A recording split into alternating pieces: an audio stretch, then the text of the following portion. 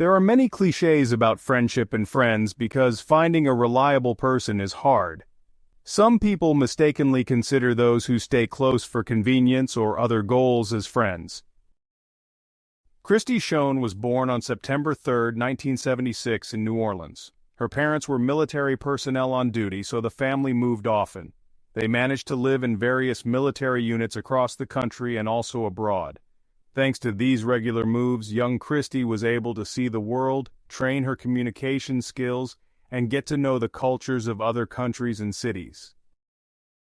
However, the constant process of moving had typical problems. In particular, the girl faced the need to adapt to a new environment, which caused a lot of stress. But it seemed she coped well with any difficulties, and this only strengthened her character. Finally, the family settled in Biloxi, Mississippi. The teenage girl liked to cook, and it became a way to support her family and her parents with their culinary delights, since they could not always cook for themselves due to work. The girl read a lot of culinary newspapers and magazines and learned the recipes for cooking. At an older age, Christy was even able to come up with her dishes. But it was not only the culinary arts that attracted the girl. After school, at the insistence of her parents, Christy continued her education. The girl moved to Los Angeles, where she chose the Academy of Acting, which she graduated from in 2000. During this period, the beauty repeatedly performed in various plays and had episodic roles in Hollywood films. In particular, she starred in the film Terminator Genisys as a stunt woman. Christy was beautiful, athletic, sociable, self-confident, versatile, and enterprising. She found a common language with anyone. Christy knew how to present herself and demonstrate her best sides. In her free time, the heroine of the story liked hiking. Gradually, this craving grew into something more. She finally figured out what she wanted to do with her life. Thanks to her love for an active lifestyle, she decided that she wanted to help people and motivate them to eat healthily and get fit. Christy literally demonstrated to all her followers the right approach to life. She promoted healthy habits, and thanks to these interests, which, in a conscious age, completely absorbed the beauty, she dreamed of creating her own catering business. Christy intended to engage in classic catering, typical of the early 2000s, that is, to provide food for parties and events, delivering healthy dishes to the celebration. The business was officially registered in 2005, and the girl enthusiastically took up the work.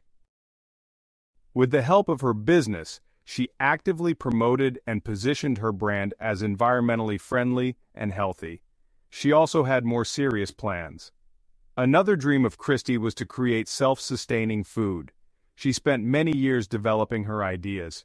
In 2012, she became a finalist of the 8th season of a popular cooking show on television, but did not win.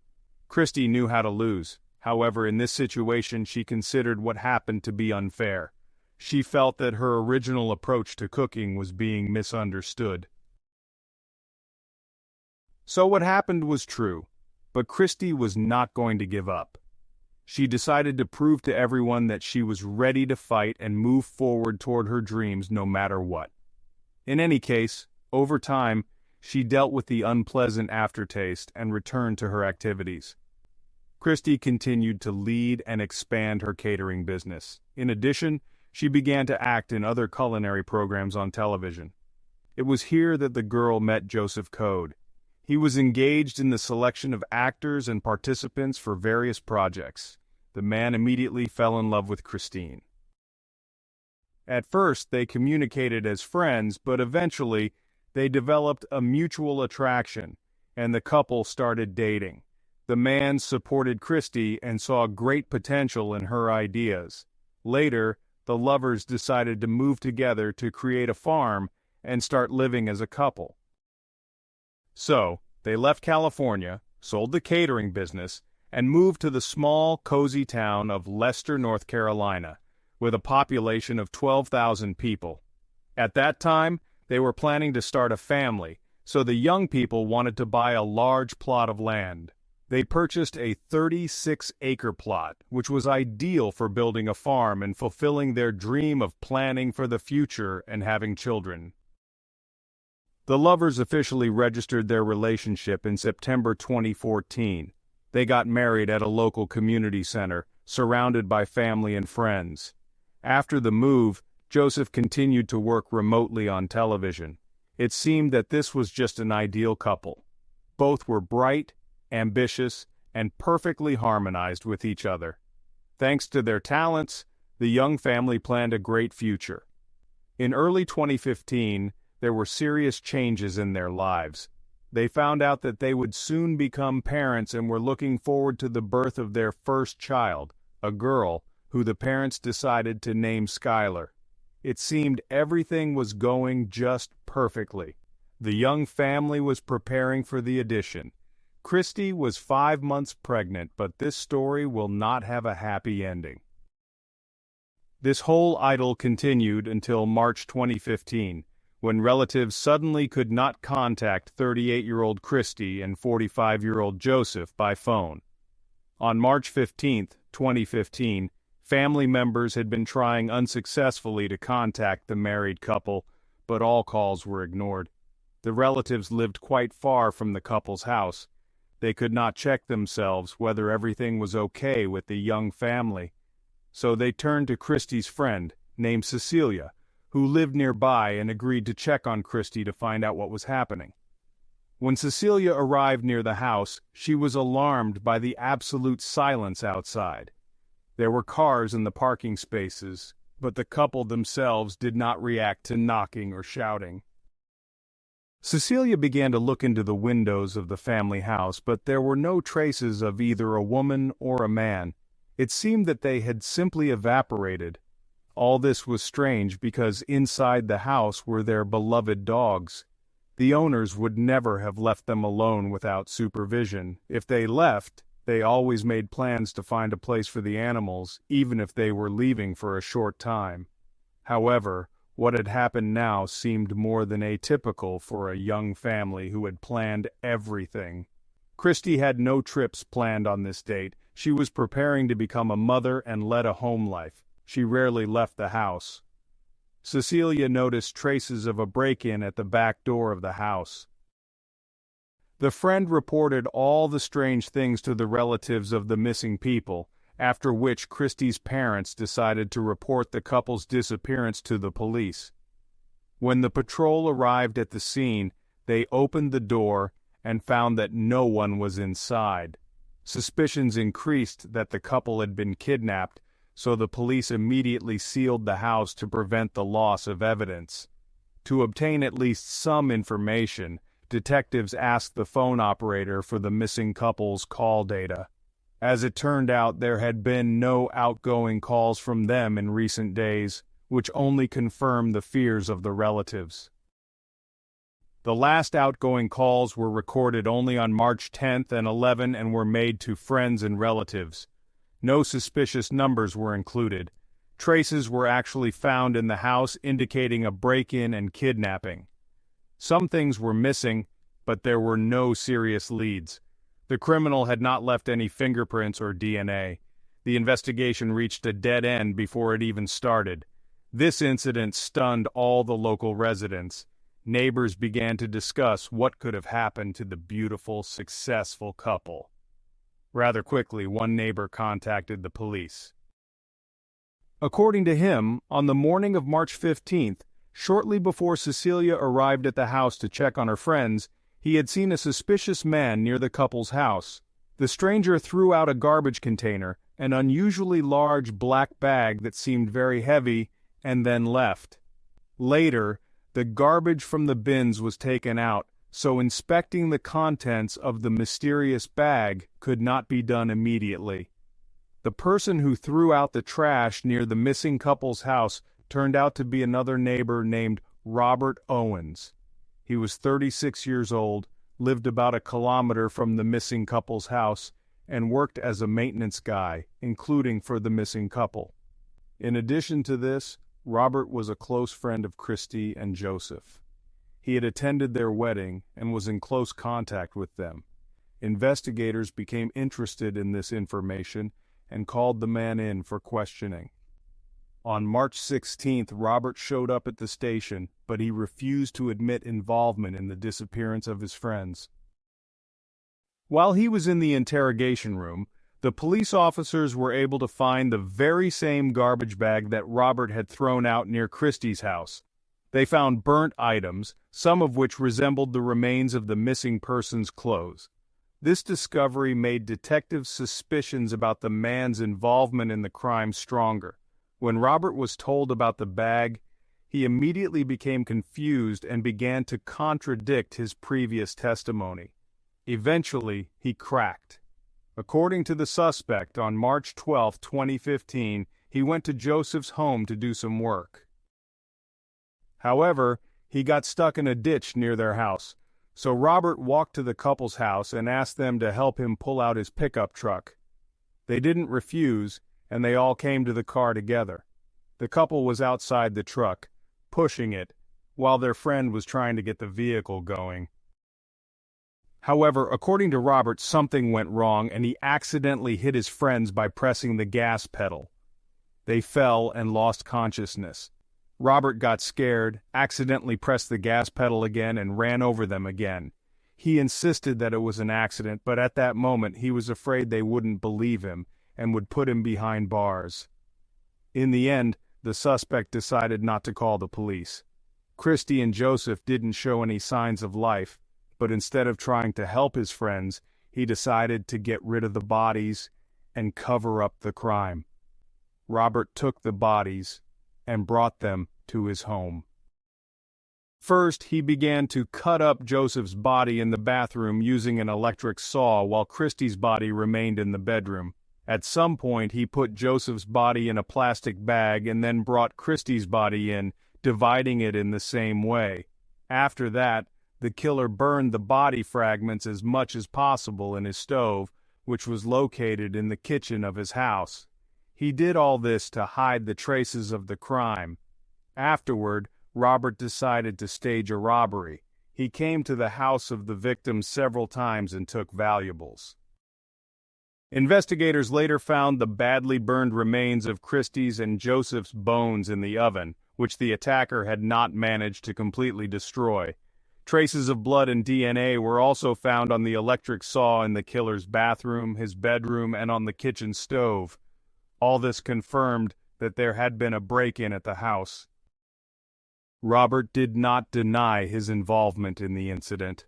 However, when questioned by the police about why he didn't call law enforcement if it was an accident, Robert could not answer. His story sounded completely unconvincing. The detectives did not believe his explanation and suspected that he had something to hide. They began to investigate the criminal's past. Eventually, investigators discovered Robert's possible involvement in another crime. 15 years earlier, one of his friends had disappeared under strange circumstances. The police began to examine the killer's history more closely, which led them to uncover another deadly secret. Zeb Quinn was born in 1981. The young man seemed to have a bright future ahead of him. He was enrolled in military training courses while he was still in school and planned to join the U.S. Air Force right after graduation. At the time of his disappearance, Zeb worked at a local Walmart in Shreveville, North Carolina, USA. That's where he met Robert Owens, a man who later became suspect for killing a married couple on the night of January 2, 2000. Zeb finished work at 9 p.m. and had plans to go on a short trip with his friend Robert to buy a new car. However, Zeb never returned home that night. His mother immediately sensed something was wrong. She had reason to believe that Zeb wasn't planning to leave for long, as he had left behind his wallet, clothes, and contact lens solution, things that he couldn't go without.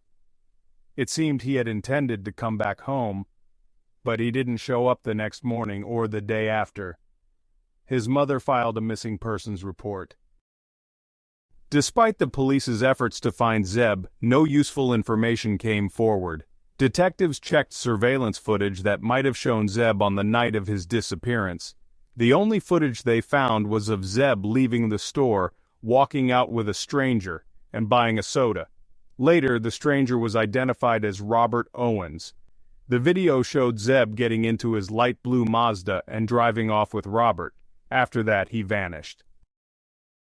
The police contacted Robert, the last person to see Zeb, to get more information about this case. During questioning, Robert claimed that he needed to find a payphone to call the client, so he signaled Zeb with his headlights, telling him to wait while he took the call.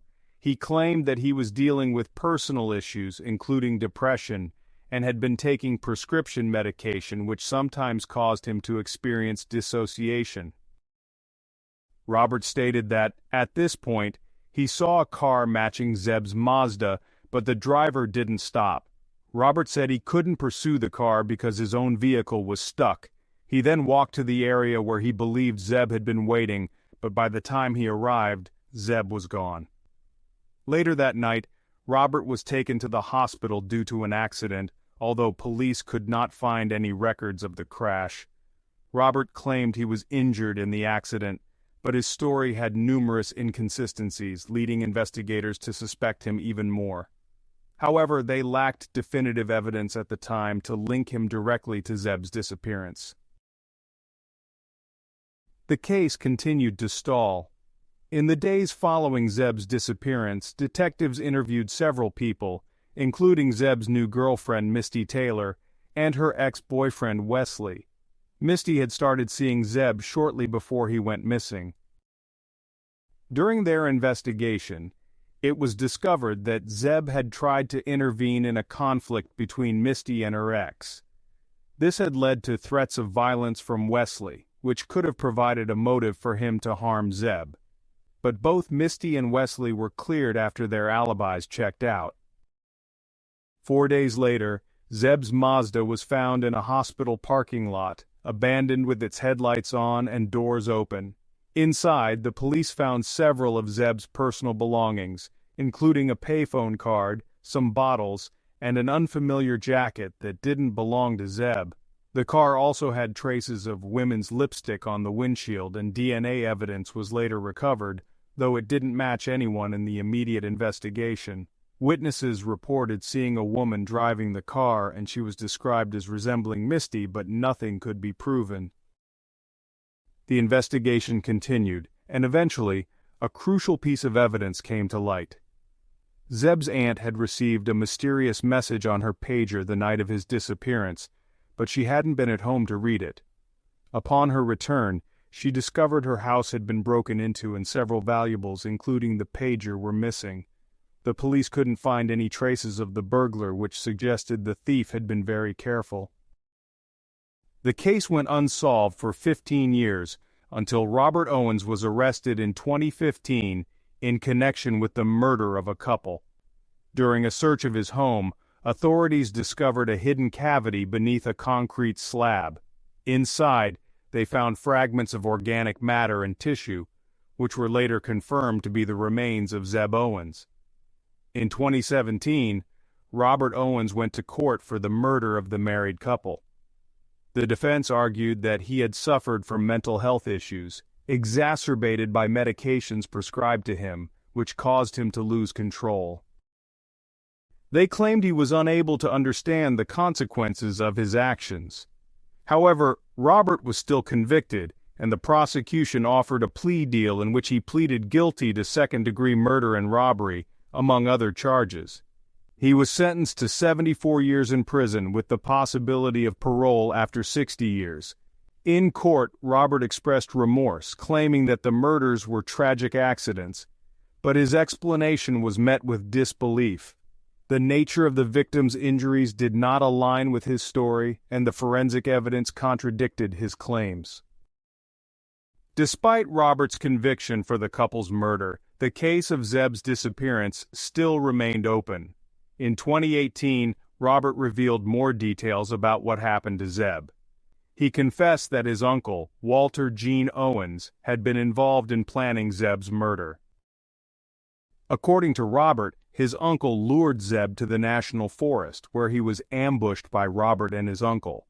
Zeb was shot with a hunting rifle, and his body was dismembered. The two men disposed of the remains in a similar way, using concrete to hide the evidence. However, the police were unable to find any physical evidence at the location Robert described. By then, 15 years had passed, and the remains had likely been destroyed by nature and animals. Robert's uncle died in 2017, so there was no way to verify or disprove Robert's version of events. As a result, the case of Zeb's murder stalled once again, just like the investigation into the couple's deaths.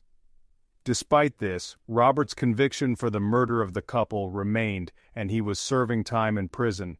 The case of Zeb Owens' disappearance remains unresolved, but many believe Robert Owens is responsible for both murders. His confession, the discovery of his remains, and the timeline all point to his guilt, though the full truth may never be known. Thank you for watching.